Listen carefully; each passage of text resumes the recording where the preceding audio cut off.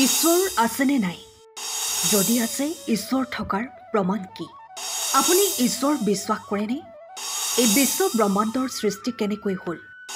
জীৱৰ সৃষ্টিকৰ্তা কোন? ঈশ্বৰ আছেনে নাই?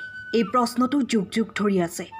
আমাৰ ঋষি, ধৰ্ম আৰু শাস্ত্ৰই ঈশ্বৰৰ অস্তিত্বৰ বহুতো প্ৰমাণ দাঙি ধৰিছে। কিন্তু ঈশ্বৰৰ অস্তিত্বক সম্পূৰ্ণৰূপে অস্বীকাৰ কৰা নাস্তিকৰ অভাৱ এই পৃথিৱীত নাই। আজি আমি আপোনালোকক এনে কিছুমান প্ৰমাণ দিম যিয়ে প্ৰমাণ কৰিব যে ঈশ্বৰ আছে আৰু তেওঁ এই বিশ্ব ব্ৰহ্মাণ্ডৰ প্ৰতিটো কণিকাতে উপস্থিত আছে। প্ৰথম প্ৰমাণ, এই বিশ্ব ব্ৰহ্মাণ্ডৰ অস্তিত্বৰ কাৰণ কি? এই পৃথিৱীত কোনো কাৰণ নোহোৱাকৈ একো নহয়। বিজ্ঞানত ইয়াক কাৰণোত্তৰ নীতি বা কাৰণ আৰু প্ৰভাৱৰ নিয়ম বুলি কোৱা হয়। এই নীতি অনুসৰি য'ত কাৰণ আছে তাত প্ৰভাৱ হ'ব আৰু কাৰণ নাথাকিলে কোনো প্ৰভাৱ নাথাকিব। এতিয়া প্ৰশ্ন উত্থাপন হয় যে এই সৃষ্টিৰ আঁৰৰ কাৰণ কি? কিয় অস্তিত্ব লৈ আহিল? যদি ঈশ্বৰ নাই তেন্তে এই জগতৰ সৃষ্টিৰ আৰু কি কাৰণ থাকিব পাৰে? এই প্ৰশ্নটো যদি বিজ্ঞানক সোধা হয় তেন্তে বিগ বেং থিয়ৰী নাম দিব। অৰ্থাৎ এই বিশ্ব ব্ৰহ্মাণ্ডখন অতি ডাঙৰ বিস্ফোৰণৰ বাবেই অস্তিত্ব লৈ আহিছিল। কিন্তু সঁচা কথা ক'বলৈ গ'লে এই যুক্তি সকলোৰে বাবে বিশ্বাসযোগ্য নহয়।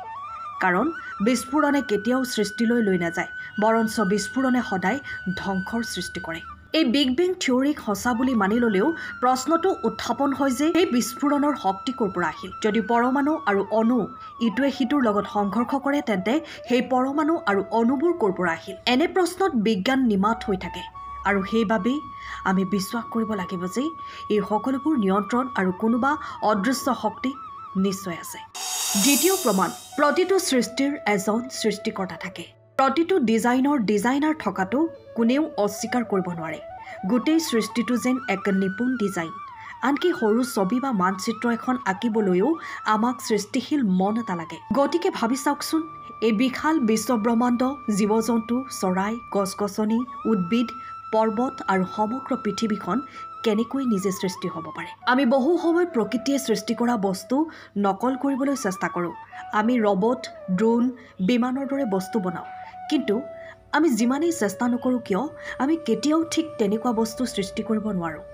ইয়াৰ দ্বাৰা প্ৰমাণিত হৈছে যদি আমাৰ সৰু মনটোৱে এই সৰু সৰু বস্তুবোৰ সৃষ্টি কৰিব পাৰে তেন্তে কোনোবা পৰম বুদ্ধিৰ অবিহনে সমগ্ৰ বিশ্ব ব্ৰহ্মাণ্ড সৃষ্টি হ'ব নোৱাৰে। সেই পৰম বুদ্ধি ঈশ্বৰ। তৃতীয় প্ৰমাণ, যদি কোনো জীৱ আছে তেন্তে জীৱনদাতাও থাকিব। জীৱৰ উৎপত্তি জীৱৰ পৰা, এইটোৱেই বিজ্ঞানৰ নীতি, যাক জীৱ জন্মৰ নিয়ম বোলা হয়। এতিয়া যদি আপোনাক সোধা হয় যে আপুনি কেতিয়াবা শিলৰ পৰা শিল জন্ম হোৱা দেখিছে নেকি? নে কোনো নিৰ্জীৱ বস্তুৰ প্ৰজন্ম বৃদ্ধি হোৱা দেখিছেনে?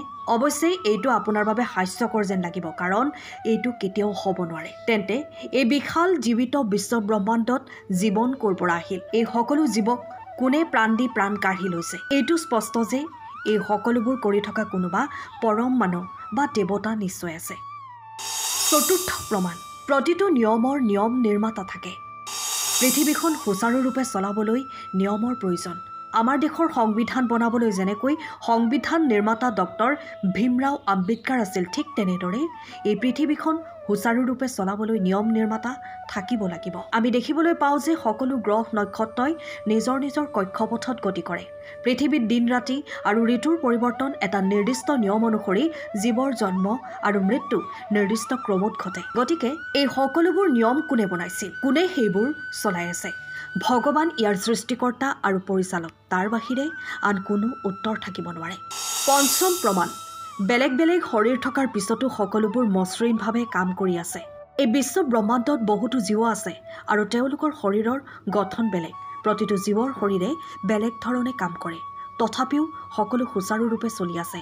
ইয়াৰ পৰা স্পষ্ট হৈ পৰে যে কিছু শক্তি আছে যি ইমানবোৰ পাৰ্থক্যৰ মাজতো তেওঁলোকক সুচাৰুৰূপে চলাই আছে, আৰু সেই শক্তি ঈশ্বৰৰ বাহিৰে আন কোনো হ'ব নোৱাৰে।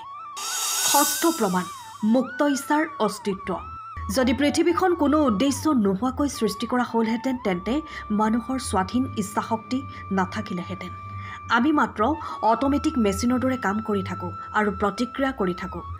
আমাৰ বুদ্ধি আৰু যুক্তিৰ ক্ষমতা নাই, কিন্তু আমাৰ চিন্তা, বুজা আৰু বাছি লোৱাৰ ক্ষমতা আছে। অৰ্থাৎ আমাৰ ভিতৰত কিছু শক্তিয়ে কাম কৰি আছে যিয়ে আমাক এই স্বাধীনতা দিছে। সপ্তম প্ৰমাণ, সুখ বা আনন্দৰ সন্ধান। এই পৃথিৱীৰ প্ৰতিটো জীৱই সুখৰ সন্ধানত আছে। আমাৰ প্ৰতিটো কৰ্মৰ আঁৰত এটাই উদ্দেশ্য আছে, সুখ লাভ। জীৱ জন্তু হওক বা মানুহ হওক, সকলোৱে সুখৰ সন্ধানত। আমাৰ শাস্ত্ৰত ঈশ্বৰক প্ৰকৃত ঈশ্বৰ বুলি কোৱা হৈছে। যদি ভিডিঅ'টো ভাল লাগিল, লাইক, কমেণ্ট, শ্বেয়াৰ কৰি চেনেলটো ছাবস্ক্ৰাইব কৰি দিব। আৰু আপুনিও যদি ঈশ্বৰক বিশ্বাস কৰে তেন্তে কমেণ্টত জয় শ্ৰীকৃষ্ণ লিখিবলৈ নাপাহৰিব। ধন্যবাদ। আপুনি এটি আধুনিক, মজবুত আৰু সুন্দৰ ঘৰ নিৰ্মাণৰ পৰিকল্পনা কৰিছে নেকি? আপুনি মিস্ত্ৰীৰ কামত অসন্তুষ্ট নেকি? কাম নিৰীক্ষণ কৰি থাকিবলৈ আপোনাৰ সময়ৰ অভাৱ নেকি? কোনো চিন্তা নোহোৱাকৈ নিৰাপদ আৰু উন্নত মানদণ্ডৰ ঘৰ এটি সাজি দিয়া বিশ্বাসযোগ্য কোম্পানী বিচাৰিছে নেকি?